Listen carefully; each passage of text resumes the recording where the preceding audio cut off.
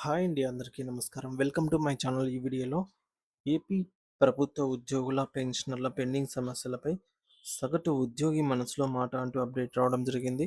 So దీనికి సంబంధించిన పూర్తి వివరాలు ఈ వీడియోలో తెలుసుకుందాము. వీడియో అయితే ఎక్కడే కానీ స్కిప్ చేయకుండా ఎండ్ వరకు చూస్తే ఇన్నప్పుడే ఇన్ఫర్మేషన్ పూర్తిగా అర్థమవుతుంది. అలాగే వీడియో చూస్తున్న ప్రతి ఒక్కరు వీడియోకి లైక్ చేయండి ఫ్రెండ్స్.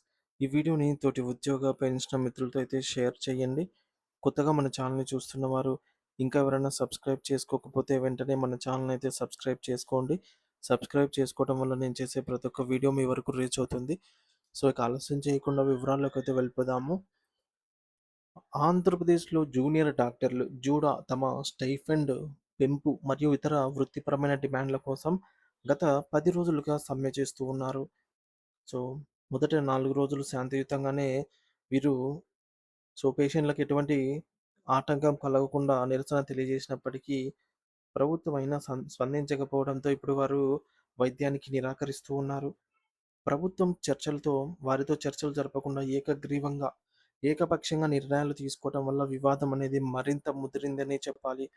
ప్రభుత్వంపై పడే ఆర్థిక భారం చాలా తక్కువే ఉన్నప్పటికీ, అంటే సంవత్సరానికి 80 కోట్లే ఉన్నప్పటికీ పంతాలకు పోయి వైద్య సేవలను స్తంభింపజేయడం సరైనది కాదని డాక్టర్లు ఆవేదన వ్యక్తం చేస్తూ ఉన్నారు. అత్యవసర సేవలు కూడా నిలిచిపోవడంతో సామాన్య రోగులు తీవ్ర ఇబ్బందులు పడుతున్నారు. కూటమి ప్రభుత్వం తక్షణమే స్పందించి గౌరవప్రదమైనటువంటి చర్చల ద్వారా ఈ సమస్యలకు శాశ్వత పరిష్కారం చూపాల్సిన అవసరం ఎంతైనా ఉందని వారు ఈ మేరకు కోరుకుంటున్నారు. ఇదిలా ఉండగా సగటు ఉద్యోగి సో ప్రభుత్వంపై ఉన్న నమ్మకాలను ఈ విధంగా అయితే తెలియజేశారండి. సో ఇది కేవలం వారి యొక్క అభిప్రాయం మాత్రమే. సో మీరు కూడా మీ అభిప్రాయాన్ని కామెంట్ రూపంలో కామెంట్ ద్వారా తెలియజేయండి. సో ఇప్పుడు మనలో ఒక ఉద్యోగి ఈ విధంగా అంటున్నారు. సెప్టెంబర్ 7వ తేదీ నుండి ఎన్నికల నగారా మోగబోతోంది. అంటే ఎన్నికలు మొదలవుతుంటాయి. ఇక పీఆర్సీ, ఐఆర్‌డీఏలు ఉష్కాకినే. ఎందుకంటే ఎన్నికల కోడ్ వచ్చింది అంటారు. 2026లో ఉద్యోగుల ఆశలు వదులుకోవటమే తప్ప ఉద్యోగులు పీఆర్సీ, ఐఆర్‌డీఏలపై ఆశలు వదులుకోవడమే తప్ప మరొకటి కనిపించటం లేదంటున్నారు. ప్రభుత్వం ఇక 6 నెలలు దీని మీద మాట్లాడదు. సో ఎన్నికల ముందు, ఎన్నికల తర్వాత ఒక 6 నెలల వరకు దీనిపైన ఎటువంటి డిస్కషన్ పెట్టదు. సో ఎందుకంటే ఎన్నికల కోడ్ వచ్చేసింది. అది ఇది అని చెప్తారంటున్నారు.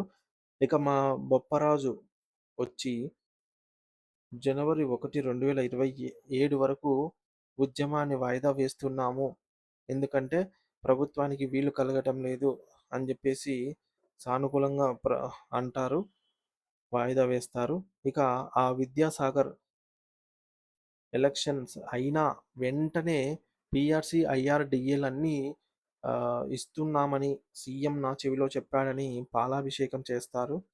ఇక మన సీఎం నేను పీఆర్సీ, ఐఆర్‌డీఏలు ఇద్దామనుకున్నా. కాకపోతే ఇంతలోపే ఎలక్షన్ కోడ్ వచ్చింది. ఎన్నికలు కాగానే మీకు మంచి ఫిట్‌మెంటు ఫిట్‌మెంట్‌తో కూడినటువంటి పీఆర్సీ ఇస్తాను. ఐఆర్ ఇస్తాను. డీఏ బకాయిలు 5 డీఏలు పెండింగ్‌లో ఉన్నాయి. అవి ఇస్తాను. సరెండర్ లీవ్‌లు, పోలీసు వారికి సెలవులు అవన్నీ ఇచ్చేస్తాము అని అంటారు.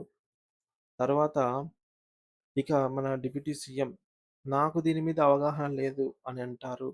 అని జెప్పేసి సగటు ఉద్యోగి ఈ విధంగా